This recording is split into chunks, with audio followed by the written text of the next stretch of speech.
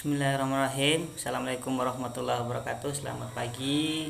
Semoga kita semua diberikan kesehatan oleh Allah Subhanahu wa taala di dalam menjalankan aktivitas pembelajaran secara daring ya, meskipun pembelajaran kita dilakukan di rumah tetapi tidak mengurangi semangat kita di dalam melakukan perkuliahan. Baik, pada pagi ini perkuliahan yang akan saya berikan seperti biasa dalam bentuk penugasan yang nantinya akan saudara buat di dalam Google Classroom. Kita akan melihat dulu sesuai dengan LPS ya. Hari ini kita memasuki pertemuan yang kedua dalam pembahasan LPS ya. Dalam pembahasan LPS itu kita akan membahas tentang sumber hukum Islam. Kita coba buka ya. Untuk RPS-nya mari kita lihat. RPS ini bisa saudara lihat di dalam Google Classroom-nya masing-masing sebagai acuan perkuliahan kita.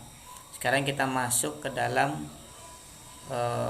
RPS yang kedua ya, pertemuan yang kedua, memahami konsep sumber hukum Islam ya. Di sini ada beberapa kemampuan yang harus saudara pahami.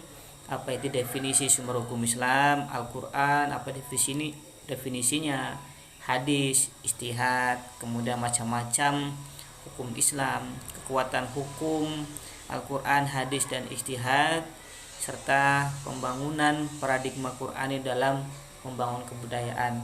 Namun di dalam pembelajaran daring ini lebih ditekankan kepada aplikasi ya. Jadi tidak hanya kepada teori saja, tetapi bagaimana kita bisa mengaplikasikan dari materi ini. Maka untuk penugasan ini seperti biasa saya akan menghadirkan sebuah video. Di dalam video ini kita akan mendapatkan tugas nantinya sesuai dengan RPS perkuliahan. Adapun tugasnya ya, ini ada satu video. Saya melihat di sini ada satu video tentang ada tata cara orang di dalam sholat ini ya.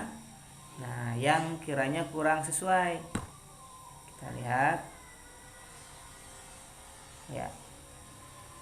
Menunaikan kewajiban sholat dilakukan umat muslim di dalam masjid atau musola, namun seorang wanita muda asal Inggris justru melakukan hal berbeda, yakni sholat di bantaran Anak Kali Ciliwung, Senen, Jakarta Pusat. Anehnya lagi, gerakan sholat yang dilakukan WNA berstatus mahasiswi ini juga berbeda, di mana setiap satu rakaatnya dilanjutkan dengan berjalan satu langkah ke depan. Prosesi sholat yang dilakukan seorang wanita di bantaran Anak Kali Ciliwung, Jalan Inspeksi Senen, Jakarta Pusat, berhasil direkam warga. Tanpa mempedulikan banyaknya warga yang menonton, wanita yang telah mengenakan mukena dan sajadah ini dengan kusuknya melaksanakan sholat saat hari menjelang petang. Namun jika diperhatikan, gerakan sholat wanita ini ternyata bukanlah semestinya, di mana setiap satu rakaatnya dilanjutkan dengan maju satu langkah ke depan sambil menyeret sajadah. Pengulangan gerakan tersebut pun dilakukan hingga sejauh 10 meter dengan durasi sholat lebih dari 5 menit. Belakangan diketahui jika wanita tersebut adalah warga negara asing asal Inggris bernama Nur Saibah berusia 25 tahun. Video viral kemarin yang hijab.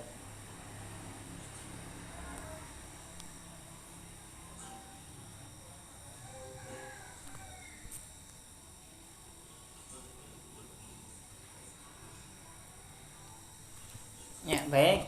Itu adalah salah satu contoh di dalam ibadah kita ya. Tadi video itu sudah memperlihatkan adanya seorang wanita yang sholat di bantaran sungai ya, dengan gerakan yang tidak biasanya kita lakukan. Maka tugasnya adalah sesuai dengan capaian dari pertemuan kedua ini, kita akan melihat apa itu sumber hukum ya. Dalam hal ini ada sumber hukum dari Al-Quran, sumber hukum dari hadis, kemudian sumber hukum dari ijtihad. Maka pertanyaan saya adalah bagaimana sumber hukum atau dalil dari Al-Quran itu yang menegaskan tentang ibadah sholat. Kemudian ibadah sholat yang seperti apa ya, yang ditentukan oleh hadis Nabi besar Muhammad SAW.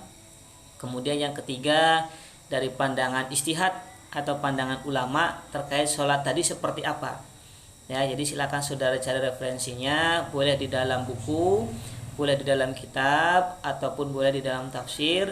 Jika ada di dalam sebuah web, dicantumkan webnya terhadap sholat yang dilaksanakan oleh seorang perempuan tadi, bagaimana hukumnya secara sumber hukum agama Islam, bagaimana dalam Al-Quran, bagaimana, kemudian dalam hadis bagaimana, dalam pendapat para ulama bagaimana. Ya, inilah tugas saudara. Ada 3 pertanyaan, silakan dijawab di privat komen. Jangan lupa diklik tugasnya seperti itu ya, agar tugas-tugas yang kita buat betul-betul terkirim. Maka dalam hal ini saya ingin membawa agar kita memahami landasan hukum di dalam pelaksanaan sholat yang benar. Terima kasih, silakan dikerjakan tugasnya. Assalamualaikum warahmatullahi wabarakatuh.